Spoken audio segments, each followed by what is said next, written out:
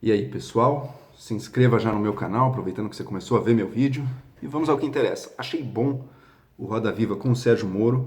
Primeiro Roda Viva aí comandado pela Vera Magalhães, minha amiga, com quem eu trabalhei junto na Jovem Pan. Tá? Mas não é por amizade ela que eu tô falando.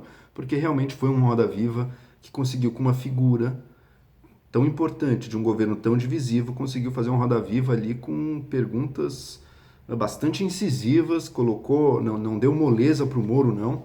Tá? Ou seja, refutou, portanto, aquele receio que os jornalistas do Intercept tinham levantado, né? Que, você não chamou ninguém no Intercept, os jornalistas lá que lançaram a Vaza Jato, então vai ser uma entrevista chapa branca. Olha, eu acho que ninguém que assista aquilo pode dizer que foi uma entrevista chapa branca. Foi colocado contra a parede. O que aconteceu é que o Moro muitas vezes se esquivou. Tá? Aí não dá para forçar alguém que não quer falar, não tem como forçar a falar. Tá?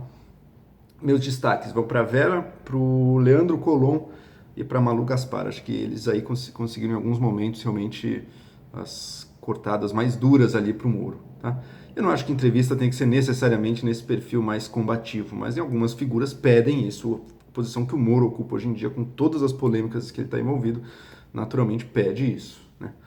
Bom, mas vamos lá então, vamos falar do Moro, que afinal de contas era o centro ali, o foco do programa. Em primeiro lugar, eu não sou nem um inimigo e nem uma tiete do Moro, tá? Eu acho que ele se saiu bem em alguns pontos. O que eu destaco aqui, a defesa que ele fez da liberação do áudio do Lula, lá atrás, quando ele ainda era juiz, e ele falou olha, eu vi uma obstrução de justiça acontecendo, aquele era o jeito de evitar obstrução de justiça, e me parece, mas nunca tinha, é que eu nunca tinha visto ele dando a justificativa também, então para mim foi na linha do que eu acho que é o que justifica aquela ação ali, que eu sei que do ponto de vista jurídico é muito questionada sempre, tá? Agora, no geral, eu fiquei decepcionado com a conduta dele ali, com as respostas dele. Algumas já sabia, ele repetiu o que ele faz sempre, por exemplo, com as perguntas ligadas à Vaza Jato, aquelas mensagens que surgiram que mostravam uma relação muito estranha do Moro com procuradores. Né? Ele manteve naquela posição em que ele nega sequer reconhecer a autenticidade das conversas, sabe? É de um cinismo total isso, né? Todo mundo sabe que é tudo verdadeiro ali. Teve procurador que já admitiu, não tem nenhuma dúvida. Ninguém, uma pessoa de boa fé, está questionando se aquelas mensagens foram ditas ou não, sabe? Então ele podia sair desse show. É um joguinho que ele faz, é meio um joguinho de defesa. Chama de criminoso, depois fala que não reconhece a autenticidade. É óbvio que é verdadeiro. E ele danifica a credibilidade dele, tá? Porque todo mundo sabe que ele sabe que é verdade. Então, para que manter esse joguinho retórico assim? Tá? Eu acho que danifica a credibilidade dele e não avança a discussão relevante que é aquilo lá é sério? Esse devia ser o foco da discussão e ele deixa isso sempre para segundo plano.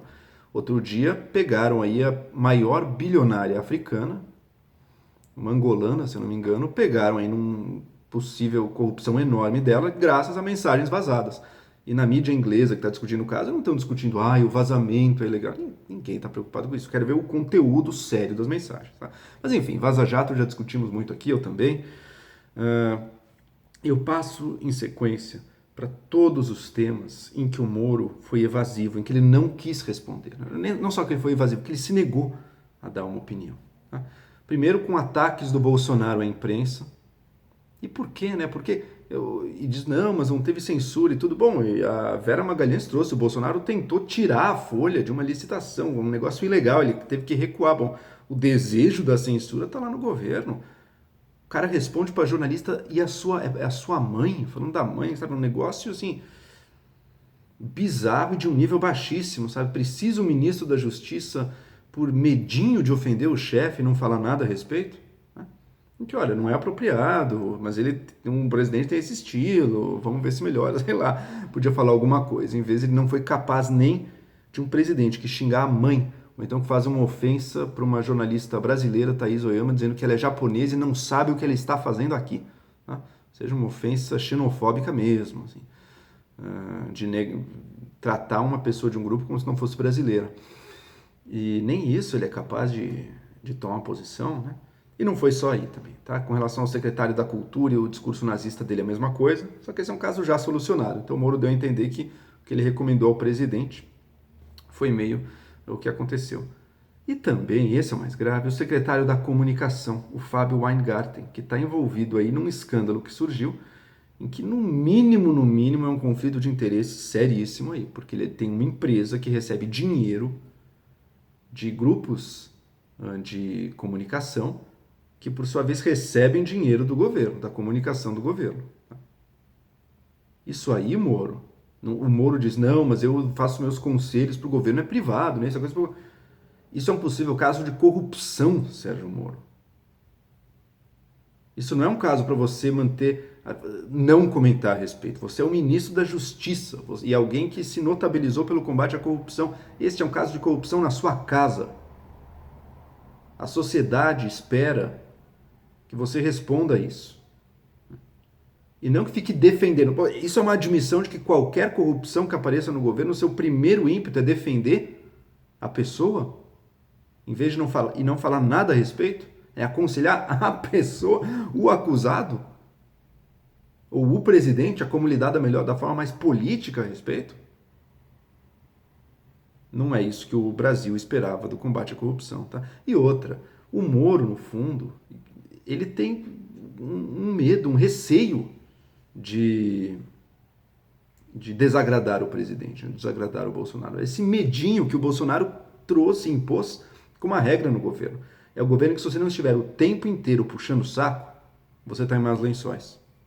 Se você levantar qualquer dúvida, qualquer questionamento, você está em maus lençóis.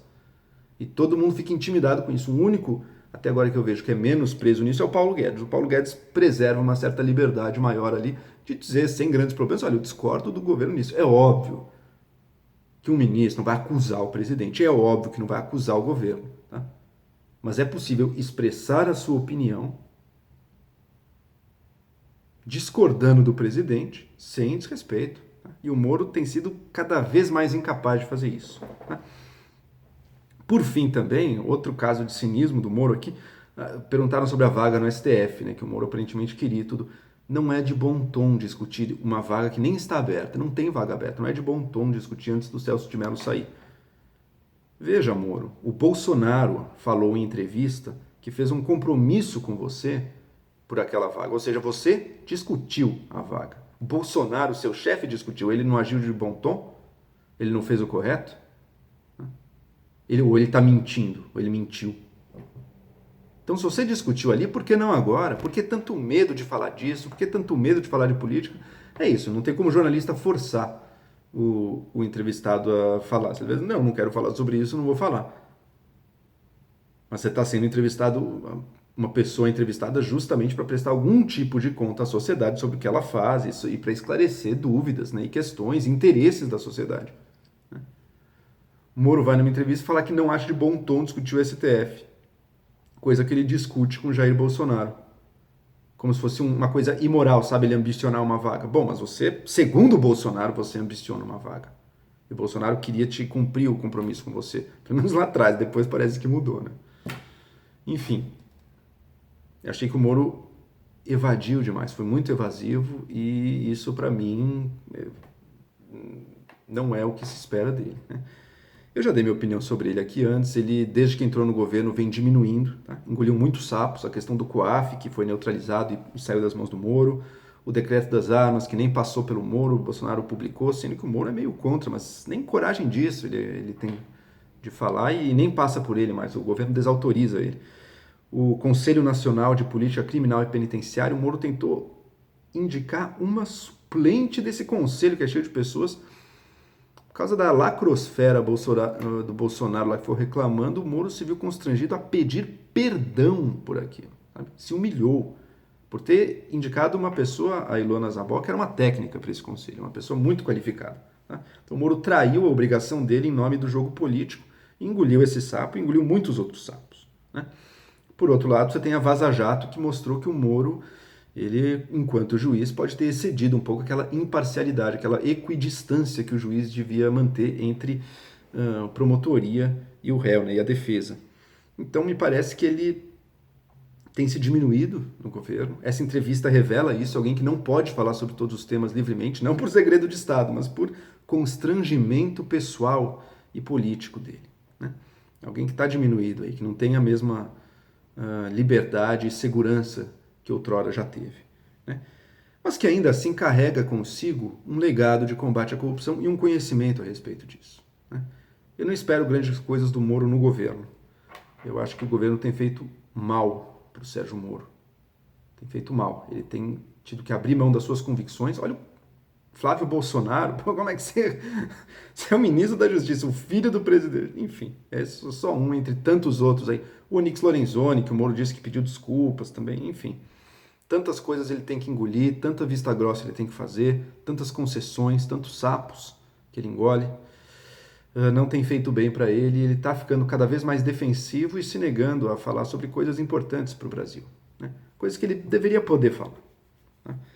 Mas ainda, quer dizer, não sei se tenho grandes esperanças para ele no governo, mas eu acho que ele poderia ter um papel maior, talvez, em outro meio, ou fora do governo, não sei, realmente não sei, também não sou eu que posso aconselhar ninguém, muito menos o Sérgio Moro aí, com toda a história que ele tem para o Brasil. Uma história importante, eu não sou dos que veem a Lava Jato como um absurdo, pelo contrário, foi um divisor de águas no Brasil, fez um trabalho justo e importantíssimo, claro, teve abusos, temos que lutar para que esses abusos não possam ocorrer com juiz de garantias, que o Moro foi contra e, de novo, foi constrangido quando botaram na cara dele, né, Moro? O juiz de garantias é importante para não acontecer o absurdo que a gente viu naquelas mensagens de novo, né? Pronto, tá aí, tá aprovado. Não tem, nesse caso, realmente nem tem o que ele possa muito dizer, né? E é isso, achei um bom programa, colocou o Moro contra a parede, e o Moro, via de regra, não é que se humilhou também, mas não soube dar respostas à altura dos sérios questionamentos que têm sido feitos com justiça à figura dele. Não quer dizer que ele seja um monstro, não quer dizer que ele seja motivo de vergonha ou nada disso, mas é alguém que está se diminuindo. E enquanto continuar nesse governo, eu tenho certeza que veremos ele seguir, infelizmente, se diminuindo. Porque quem cresce em cima dele, Bolsonaro, é alguém cujo legado para o Brasil, ao contrário do Moro, é muito negativo. É alguém que traz valores torpes e degenerados para o governo do Brasil. É isso aí. Não se esqueçam de se inscrever no meu canal.